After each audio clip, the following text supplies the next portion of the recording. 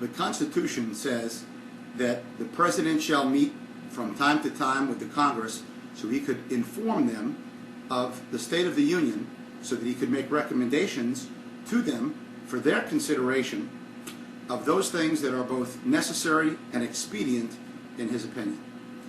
This time-honored ceremony first started in 1790, and it was meant to be a group of suggestions rather than subtle mandates that the President imposes upon our Congress.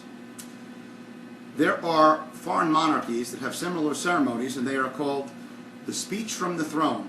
And more, it seems that our State of the Union address has become a speech from the throne.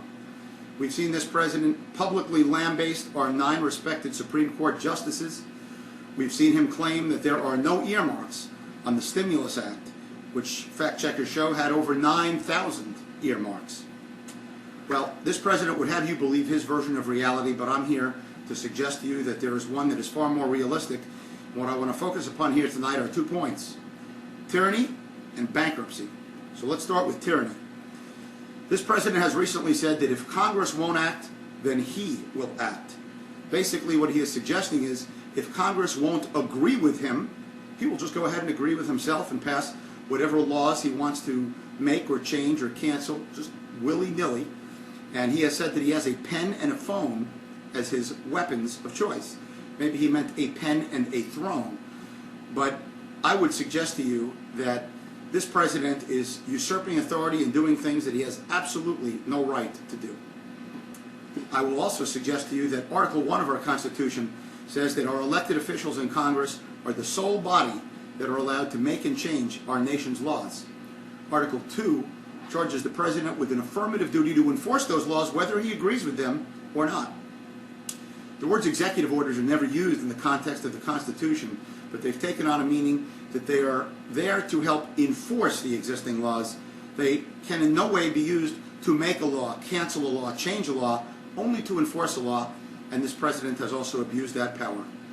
In the last 4 years, since the Affordable Care Act was passed, March 23rd, 2010, this President has done 15 illegal waivers of the law.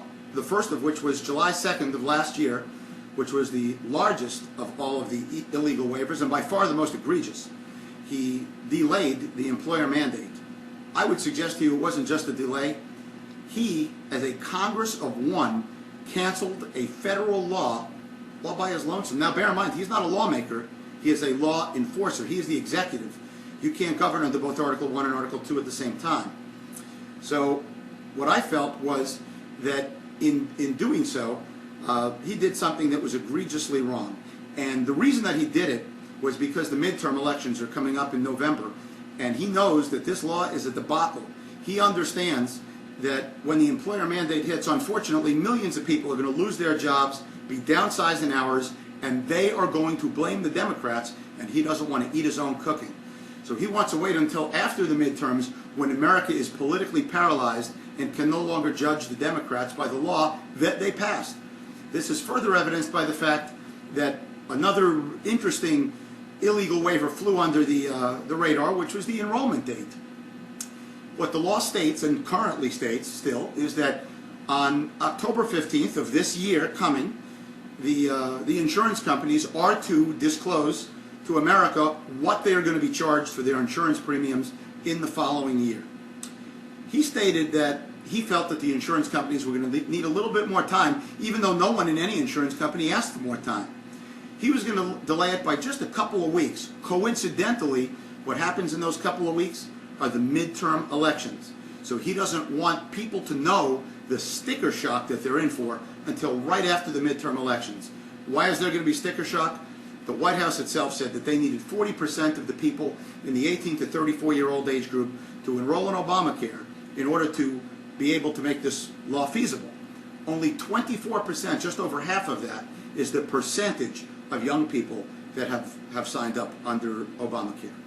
So I feel that he crossed the red line, and this was a real red line, and as a result of that, I chose to explore my options and wound up filing a federal lawsuit in district court, and the purpose of this lawsuit was to stop him from more of these illegal waivers. And I would think that people on both sides of the aisle would agree with me, because to my friends on the left, I would argue that by virtue of waiving the employer mandate, which he said was done for the purpose of transition relief to large employers, he actually gave tax breaks to millionaires and billionaires on the backs of the American working middle class with calloused hands, who he obstinately refused to help in giving them tax relief, as he vigorously enforced the individual mandate while he's giving transition relief to large employers. While there are other Obamacare lawsuits that are out there, our lawsuit is the only one on these illegal waivers, and there's 15 of them. You know, you'd think 300 million people in America, there's got to be more than one lawsuit, with, by the way, just one plaintiff. And I say this not to pat myself on the back, but to make America aware there are more people that can stand with me and file suits the same way that I did to help protect our Constitution. Now let's talk about bankruptcy. You know, it's fundamental to both our national security and our happiness to have prosperity. Now, we are 5 years into the Obama economy. I want to remind you that when this president took office, we were $9.7 trillion in debt. He pledged by the end of his first term, he would cut that debt in half. Instead of cutting it in half to say just under $5 trillion, he doubled it. We're over $20 trillion. Now, you'll see $17 trillion is the published statistic, but let's not get into the weeds with fuzzy math. The truth is, if you take into account both the fiscal cliff and the cost of this law, we're well over $20 trillion. It's absolutely absurd. It's a law that we simply cannot afford. And mind you that he has outspent the 43 first U.S. presidents that preceded him in everything that they spent, in all the debt that they collected, in all of their multiple terms in office. He exceeded that expenditure with just one term in office of his own. The Congressional Budget Office, which is a division of the executive branch of government, said just before Obamacare was passed that it would cost us $980 billion.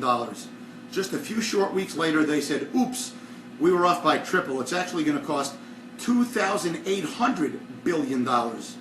Then the Government Accountability Office, another executive branch office, steps in and says you're both wrong. In the long term, this is going to cost over $6,200 billion. Now, it's very easy to get lost in the illions, so let me help put that in perspective.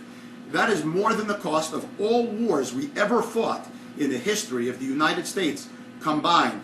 Think of this and feel this, all 9 of them. The American Revolution, the Civil War, you have World War I, World War II, the Korean War, the cost of Vietnam, you have the Gulf Wars, Iraq and Afghanistan. Add those all up, and they're cheaper than this law is to fund. And somehow, this president has convinced us that with all that spending, we're going to save money. I don't believe it any more so than I believe that people would be standing in line like they're buying tickets to an Elvis concert to enroll in this, when on day one, the number of people that enrolled in this was 6. They could have fit in one car. Thanks to the vigorous efforts of those brilliant minds that built healthcare.gov for the cheap price of $634 million, makes you feel like it should come with a coupon. You know, there's a really interesting coincidence, though. The vice president of CGI Federal, the company that built healthcare.gov, was actually the 1985 Princeton classmate of Michelle Obama, and it was a no-bid contract, something this president pledged that would no longer exist in government under his watch. You know, it's interesting to think that 85% of America was happy with their health care before the advent of this law. And it's also interesting to think that for every one person that has picked up insurance through Obamacare, 30 people that previously had insurance have now lost it. Here's how I got there. You'll see that 2 million people have signed up for Obamacare. The Wall Street Journal shows that 89% of those people already had insurance, meaning only 200,000 people picked up insurance through Obamacare. 6 million people, 30 times more than that, have since lost their insurance due to policy cancellations, thanks to the vigorous efforts of this president helping them along with that. Well, you know, let's also think through the Obama economy just a little bit further.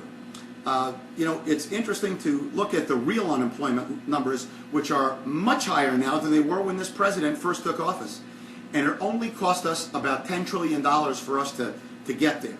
Let's also remember that in the first 4 years of this president's term, he outspent all the other presidents for 233 years, add up all the debt we collected, and it's less than the 4 years that we spent under President Obama. And you would think that our return on investment would be much higher than it was, but instead what we got was we got shortchanged. We got double the unemployment. And if you look at the unemployment in the black community, it's double what it is within the white community. The community that he vowed most to help. The murder rates, the crime rates, they've skyrocketed and they're being ignored because he just took it for granted that he was going to have their votes, and so he did. But, you know, it's interesting to compare the concept of Reaganomics with Obamanomics. Reaganomics was the concept of building a billion-dollar business out of your parents' garage, whereas Obamanomics is predicated on the thought of you just living out of your parents' garage. A very interesting dichotomy. But I think what you're going to see coming up in the State of the Union address is disguised compassion for raising the minimum wage dramatically and creating opportunity. Well, just bear in mind that all intelligent academic studies show that when you raise the minimum wage, especially dramatically, all you're doing is killing jobs.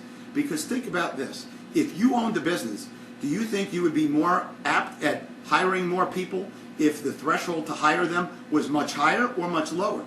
If it costs you more, both in now paying for the insurance of your employees, and in addition to that, now having to pay in other ways by dramatically increasing the entry-level threshold for hiring an employee, all you're doing is making it harder for poor people to find jobs and getting that ticket into the middle class as he so promises.